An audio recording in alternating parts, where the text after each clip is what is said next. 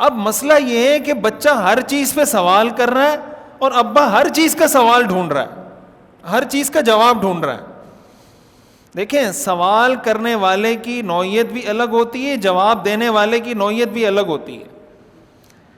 ایک سوال وہ ہوتا ہے جو کوئی مقتدی آ کر اپنے امام سے پوچھتا ہے، ایک سوال وہ ہوتا ہے جو اسٹوڈنٹ آ کے اپنے ٹیچر سے پوچھتا ہے، ایک سوال وہ ہوتا ہے جو ایک بچہ آ کے اپنے والد سے پوچھتا ہے.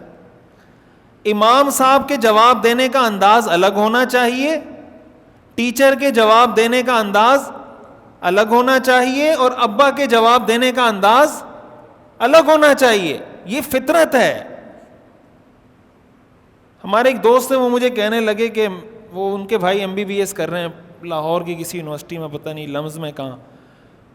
تو وہ یہ جاوید غامدی صاحب کو بہت سنتے ہیں. تو کہا انہوں نے گھر میں آ کے کہنے لگے ایک دن کہ یہ جو سنتیں آپ پڑھتے ہیں، سنت مؤکدہ، یہ اگر سنت ہے، اس کا پڑھنا اگر ضروری ہے تو پھر یہ فرض کیوں نہیں ہے؟ اس کا پڑھنا اگر ضروری ہے تو پھر اس کو کیا ہونا چاہیے؟ فرض ہونا چاہیے. بولا میرے ابو نے ایک رکھ کے دی، جا کے ادھر دیوار میں اس کا سر لگایا. بولا تو ابھی ہمیں سکھائے گا، تو ہمیں بتائے گا کہ سنتیں ہم نے ایسے پڑھنی ہے ایسے پڑھنی ہے؟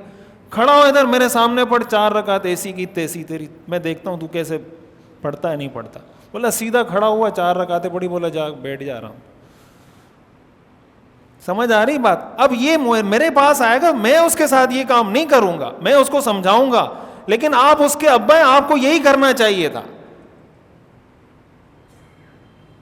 بھائی والد کا بیٹے کے ساتھ رویہ، بیٹے کا والد کے ساتھ رشتہ وہ الگ نوعیت کا ہے. مقتدی کا امام کے ساتھ اور امام کا مقتدی کے ساتھ رشتہ وہ الگ نوعیت کا ہے. ٹیچر کا اسٹوڈنٹ کے ساتھ، اسٹوڈنٹ کا ٹیچر کے ساتھ رشتہ وہ الگ نوعیت کا ہے. اب سارے ہی ایک اسلوب پر آ جائیں، سارے ہی نرمی اختیار کرنا شروع کر دیں، سارے ہی جناب ایک ہی پیٹرن پہ سمجھانا شروع کر دیں، تو اس کا تو دماغ خراب ہوگا نا. وہ تو کہے گا میں کوئی الگ سے کوئی مخلوق ہوں، یہ بھی میرے نخرے اٹھا رہا ہے، وہ بھی نخرے اٹھا رہا ہے، وہ بھی نخرے اٹھا رہا ہے. بھائی سب نخرے اٹھائیں گے تو اس کا دماغ خراب نہیں ہوگا.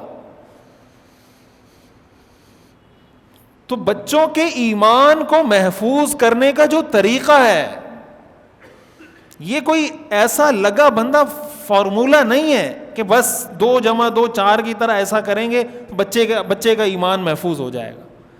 یہ ہر بچے کی نیچر کے حساب سے یہ چیزیں چینج ہوتی رہتی ہیں.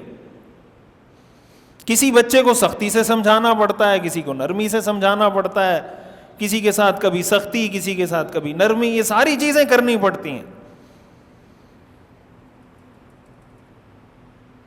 یہ جو اللہ نے فرمایا نا یا ایھا الذین آمنوا آمنوا، حدیث میں آتا ہے رسول اللہ صلی اللہ علیہ وسلم یہ دعا فرمایا کرتے تھے، اللہم انی اسألک صحۃ فی ایمان، اے اللہ میں آپ سے ایسی صحت کا سوال کرتا ہوں جو ایمان کے ساتھ ہو.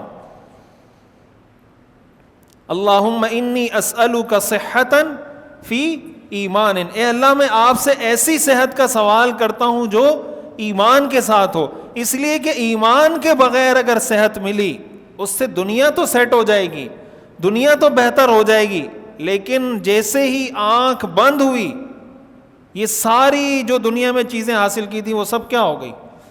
دنیا کی ٹیکنالوجی، سائنس، جتنی چیزیں دنیا کی، یہ آپ کو قبر تک کی نالج دیتی ہیں، قبر تک آپ کے ساتھ ہیں. جیسے ہی انسان کی آنکھ بند ہوئی، سائنس ٹیکنالوجی کا کام ختم اور ایمان کا کام شروع. ایمان کا کام تو شروع ہی قبر سے ہوتا ہے بھائی. ایمان کا کام شروع کہاں سے ہوتا ہے؟ قبر سے جا کے شروع ہوتا ہے. وہاں کوئی ٹیکنالوجی کام آئے گی؟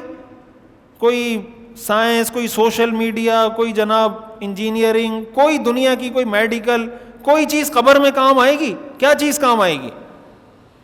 ایمان کام آئے گا. اور اس بات کا پتہ کہ یہ آدمی اپنے ایمان کا کتنا خیال رکھتا ہے، اس کا پتہ انسان کے عمل سے چلتا ہے.